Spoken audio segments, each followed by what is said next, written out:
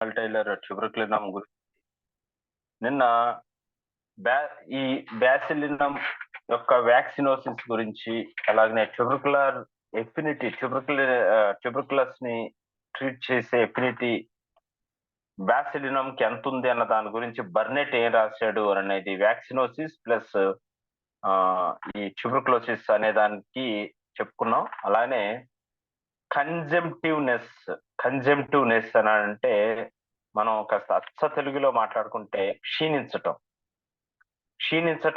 అని అంటే ప్రతి ఒక్క ఆస్పెక్ట్ లో క్షీణిస్తూ రావటం, అంటే మజిల్ పరంగా లేకపోతే వెయిట్ పరంగా తగ్గటమే కాదు, ప్రతిదీ వాడి ఎనర్జీ తగ్గిపోతుంది, వాళ్ళలో ఉండే ఒక వైటాలిటీ అనేది రోజు రోజుకి గ్రాడ్యువల్ గా తగ్గుతూ వస్తూ ఉండటం, అలాగనే వెయిట్, మజిల్స్ ఇమాషియేట్ అయిపోవటం, బాగా సన్నబడిపోవటం, దీన్ని కన్జంప్టివ్నెస్ అనే ఒక డయాగ్నోసిస్ కిందకి చెప్పుకుంటూ వచ్చారు ఎవరు, కెంట్. తర్వాత బర్నెట్ గురించి 60 odd years earlier, then Hahnemann had already reached the top shot. I think ఇది అయిపోయింది అని అనుకుంటున్నాను. Yes, 1038 page number. For Hahnemann, incessant toil ceased after 8 years, and Burnett obtained his release unexpectedly alone in a hotel room one evening, and now it develops on us to carry on and extend the wonderful work for humanity. Homeopathy has not necessarily failed where we fail to deal with, for instance, cancer. That is a lesson we may learn from Hahnemann and Burnett. Hahnemann refused, so he tell us the plausible excuse for failure in the too few proved drugs, and instead delved deeper than the superficial symptoms of the moment into cause, and thus attained still wider success. As Burnett wrote, matches snatch, ever matches besser. Get on with it, but go one better. So అన్ని చెయ్యండి, better విషయంతో ముందుకు వెళ్ళండి అనేది అర్థం అని అనుకుంటా. I think అది బర్నెట్ లాంగ్వేజ్ లోనే ఉంది, జర్మన్ అని అనుకుంటది, German or French, I don't know. Burnett ends his first edition with the following: now little book, go forth and tell to all concerned that thanks to the labors of the Paracelsus, Flood, Lux, Hahnemann, Hering, Pasteur, Schwann, Berridge, Skinner, Koch, and many others, theses and the tubercular diseases generally have definitely entered the list of medicable diseases. But finally, and for the last time, the remedy must not be administered by injection. It must be given higher potencies, and the doses must be far apart. So మనకి medical literature ని, diseases knowledge ని పెంచే ఒక list ఇచ్చారు ఆయన. ఆ పెంచిన సైంటిస్టులు పారాసెల్సియస్, ఫ్లడ్, లక్స్, వీళ్ళంతా డిసీజ్ నాలెడ్జ్ ని పెంచడానికి వీళ్ళంతా ప్రయత్నించిన వాళ్ళు. ఎక్కడైతే ఇంజెక్షన్స్ త్రూ ఇచ్చారో, ఇంజెక్షన్స్ కాదు, హయ్యర్ పొటెన్సీస్ లోనే ఇవ్వాలి అనేది ఒక బర్నెట్ తీసుకుని వచ్చారు. వీళ్ళ తర్వాత బర్నెట్ తీసుకుని వచ్చారు అని చెప్పటం ఆ పేరా ఉద్దేశం. To those who can only use low dilutions, I solemnly say hands off. So low dilutions use చేయకూడదు అని అనేది ఈయన చెప్తూ ఉన్నారు. మరి ఈయన చాలా మటుకి లో డైల్యూషన్స్ ని యూజ్ చేశారు, బట్ ఇక్కడ హై పొటెన్సీస్ గురించి రికమెండ్ చేస్తున్నారు. ఒక కాంట్రాస్ట్ థింగ్, అది గుర్తుపెట్టుకుందాం. In his second edition, he says further, first edition lo ala rasadu, in his second edition he says further, of course it is not suggested that bacillinum is a specific for all cases of thesis, and necessarily it will not avail in the many cases that do not come for treatment till very late. Something that will cure every case of any malady bearing a given name is of course non-existent. Still, bacillary thesis taken early and complicated with nothing else is curable by Syphilinum. Still, bacillary thesis taken early and complicated with nothing else is curable by early stage of TB cases లో బ్యాసిలినం వాడండి అని చెప్తూ ఉన్నారు ఈయన. Point note చేసుకోండి అమ్మా.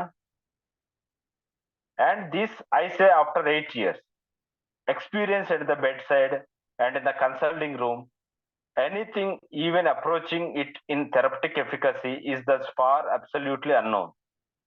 Where, for instance, vaccinosis is also present, the vaccinosis must be first cured or the thesis remains uncured, do what you will. So ఇక్కడ చూడండి, వ్యాక్సినోసిస్ ప్లస్ ట్యూబర్కులోసిస్ రెండు కాంబినేషన్ తోటి వచ్చినప్పుడు వ్యాక్సినోసిస్ ట్రీట్ చేసే తుజా తోటి, మరి తర్వాత ట్యూబర్కులోసిస్ ఉండిపోయింది, నెక్స్ట్ ఎలాగా బ్యాసిలినం తోట, నెక్స్ట్ కాన్స్టిట్యూషనల్ రెమెడీ తోట అని చెప్పి వదిలేశారు ఆవిడ. Where there is a primary spleen affection that led up to the thesis, a case must be approached from the spleen as a starting point or the treatment fails. When a liver disease underlies the whole malady state and thesis only coexist with it, the liver malady must first be cured.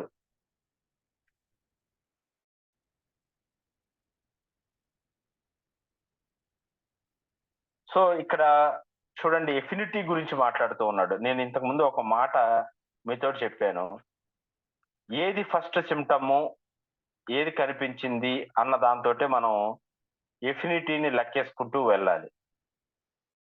మనకి 4-5 diseases ఉన్నాయి.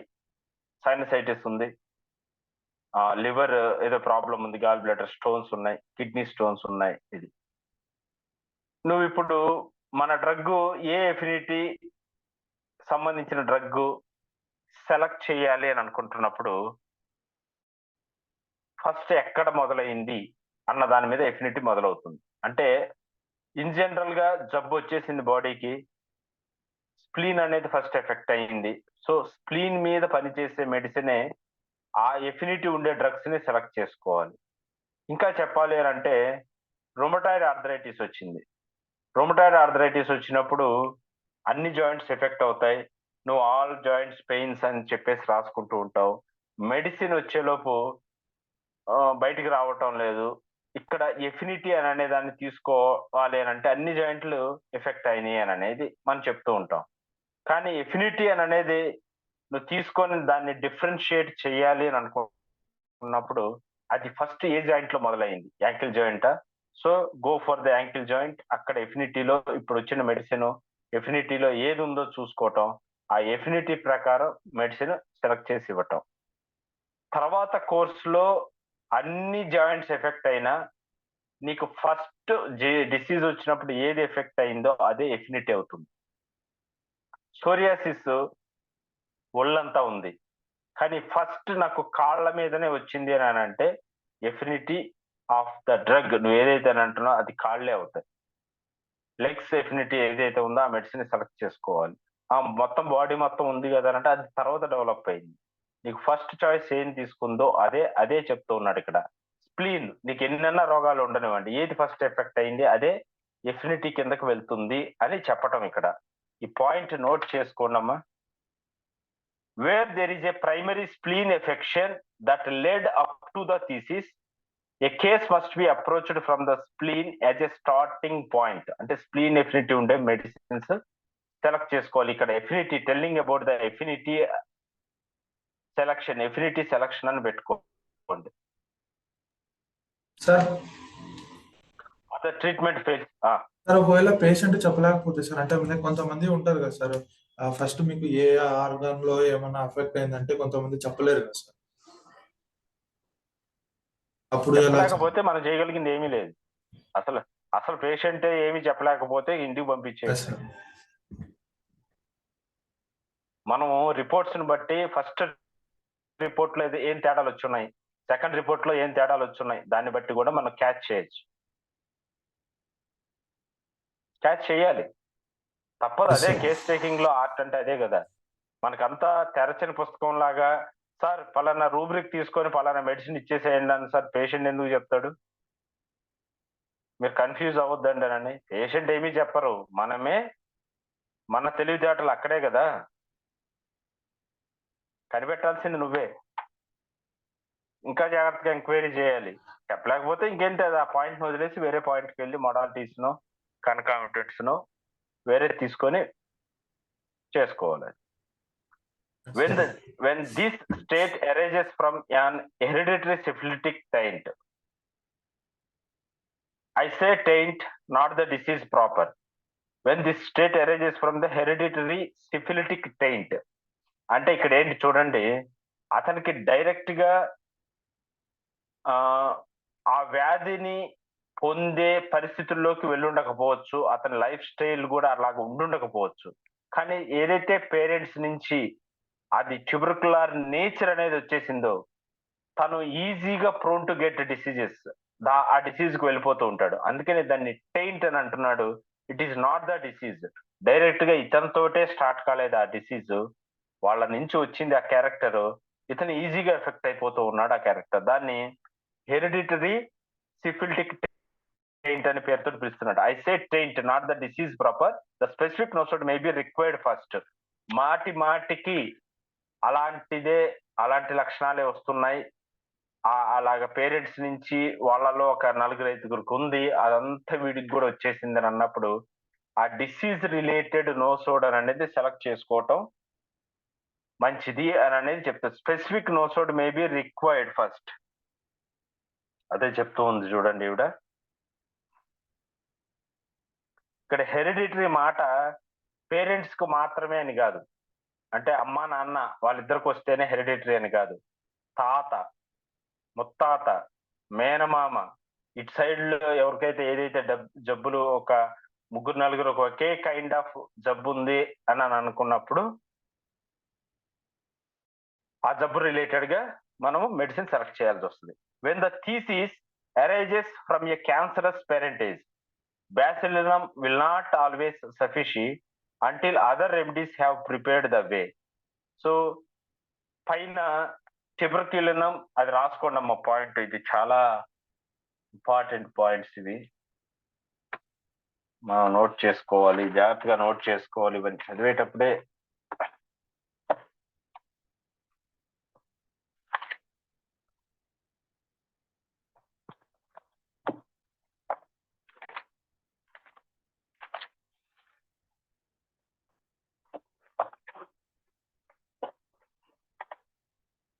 Nosode అని పెట్టి రాసుకోండి.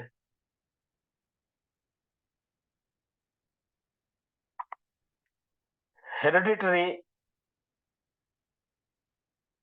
Are family history పరంగా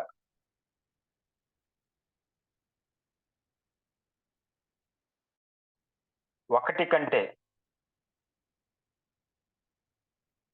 ఎక్కువ diseases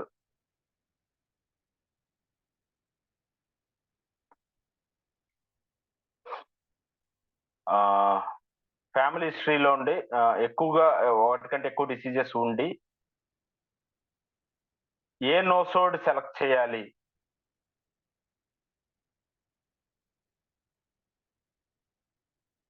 అనుకున్నప్పుడు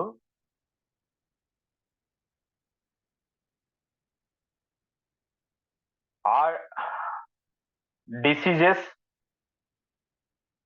are hereditary characters తగినట్టు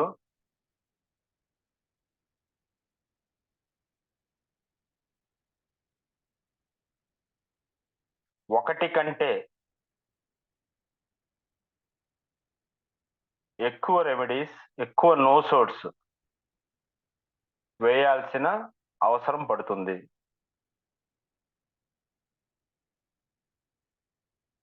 అంటే ఇక్కడ ఏంటంటే మనం ట్యూబర్కులినం వాడాం, ఒక్కటేనా నోసోడ్ మనం వాడాల్సింది? సార్ ఒకటి వాడితే సరిపోతుందా? అదే టైలర్ కూడా చెప్తూ ఉన్నారు.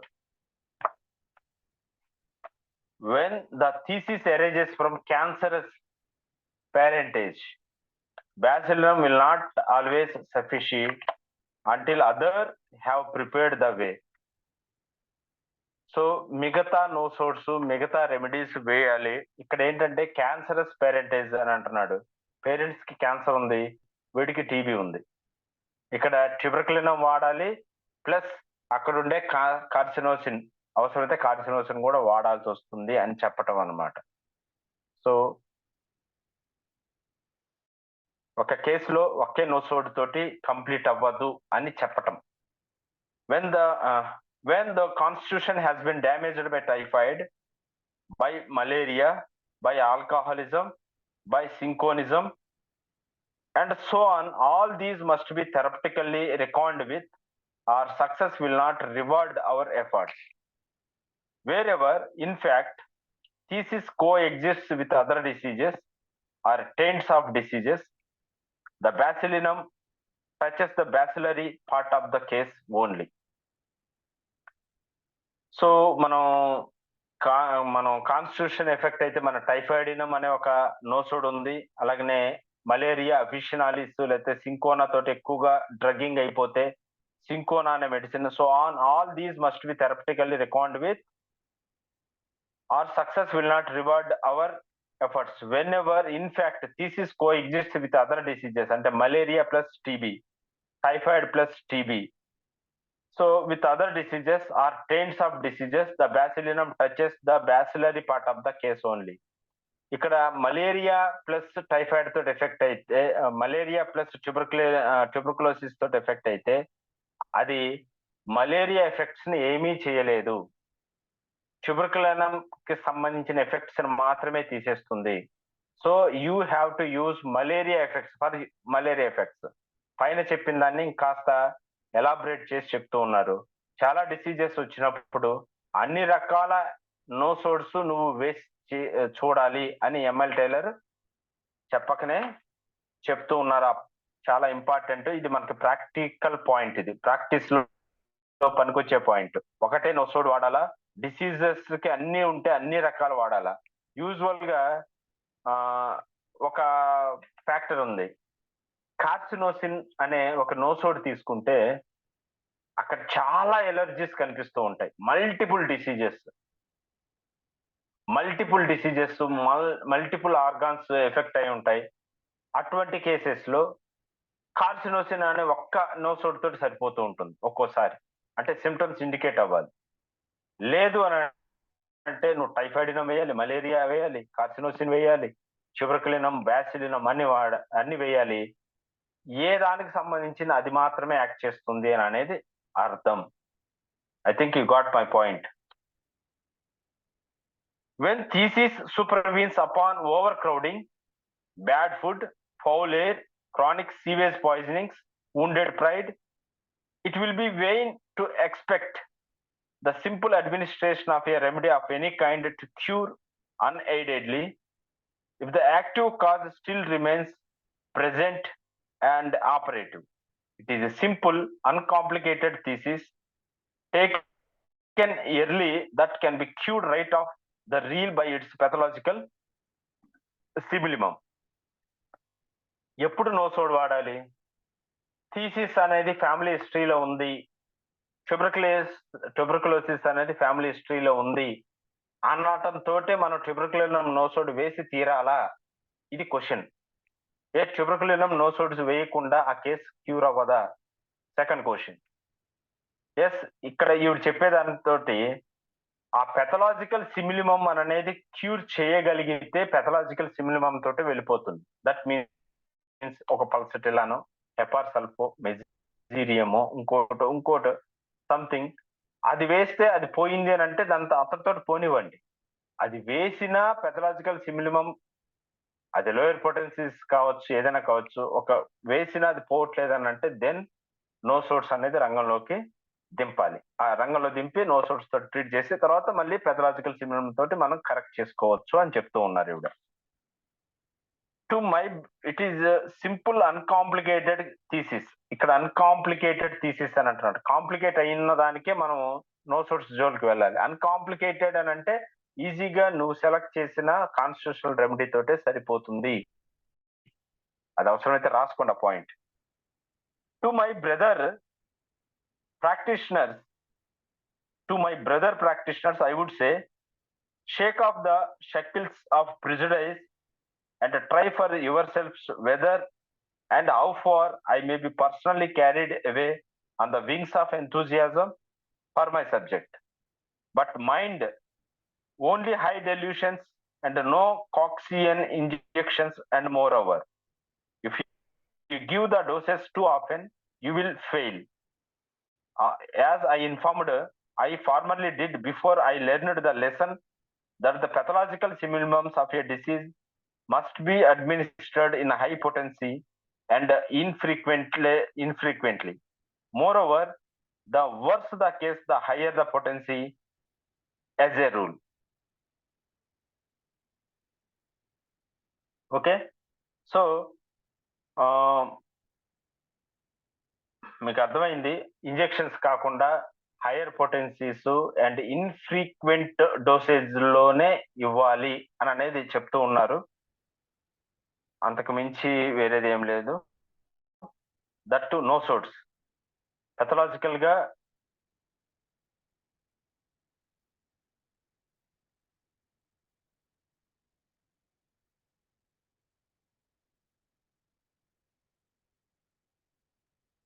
ఓకే. సో పెథలాజికల్ సిమిలిమమ్స్ నువ్వు లోయర్ పొటెన్సీస్ లో ఇవ్వటానికి వీల్లేదు, హైయర్ పొటెన్సీస్ లోనే ఇచ్చి దట్ ఇన్ఫ్రీక్వెంట్ డోసేజ్ లోనే ఇచ్చి మీరు చేయండి అని అంటున్నారు. So ML Tyler supports high potencies అని అనేది రాసుకోండి పాయింట్. ఎక్కువగా హై పొటెన్సీస్ లోనే ML Tyler supports high potencies.